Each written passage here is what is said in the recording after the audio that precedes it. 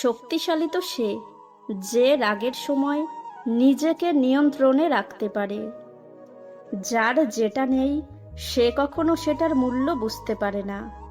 একমাত্র সেই ব্যক্তি সেটার মূল্য বুঝতে পারে যার কোনো জিনিস পূর্বে ছিল কিন্তু এখন নেই। অসহায়কে অবজ্ঞা করা উচিত নয়, কারণ মানুষ মাত্রই জীবনের কোনো না কোনো সময় অসহায়তার শিকার হবে। অসৎ আনন্দের চেয়ে পবিত্র বেদনা ভালো।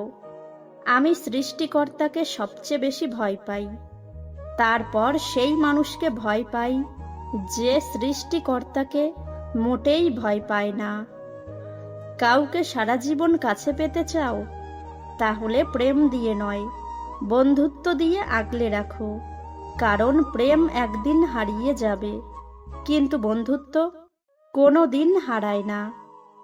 আমি ব্যর্থতাকে মেনে নিতে পারি, কিন্তু আমি চেষ্টা না করাকে মেনে নিতে পারি না। স্বপ্ন সেটা নয় যেটা মানুষ ঘুমিয়ে ঘুমিয়ে দেখে, স্বপ্ন তো সেটাই যেটা পূরণের প্রত্যাশা মানুষকে ঘুমাতে দেয় না। এই পৃথিবী কখনো খারাপ মানুষের খারাপ কর্মের জন্য ধ্বংস হবে না। যারা খারাপ মানুষের খারাপ কর্ম দেখেও কিছু করে না, তাদের জন্যই পৃথিবী ধ্বংস হবে। একজন আহত ব্যক্তি তার যন্ত্রণা যত সহজে ভুলে যায়, একজন অপমানিত ব্যক্তি তত সহজে অপমান ভোলে না। একজন মহান ব্যক্তির মহত্ব বোঝা যায় ছোট ব্যক্তিদের সাথে তার ব্যবহার দেখে।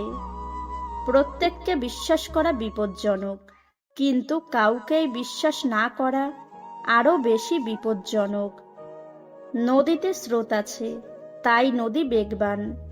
জীবনে দ্বন্দ্ব আছে, তাই জীবন বৈচিত্র্যময়। দুঃখ নিজেই নিজের খেয়াল রাখতে পারে, কিন্তু আনন্দের পুরোটা উপভোগ করতে চাইলে অবশ্যই তোমাকে তা কারো সঙ্গে ভাগ করে নিতে হবে। জীবনের প্রতিটি সিঁড়িতে পা রেখে ওপরে ওঠা উচিত। ডিঙিয়ে উঠতে গেলে পড়ে যাবার সম্ভাবনা বেশি। সময় দ্রুত চলে যায়, এর সদ্ব্যবহার যারা করতে পারে তারাই সফল ও সার্থক বলে পরিচিত হয়। হ্যাঁ এবং না কথা দুটো সবচেয়ে পুরনো এবং সবচেয়ে ছোট, কিন্তু এই কথা দুটো বলতেই সবচেয়ে বেশি ভাবতে হয়।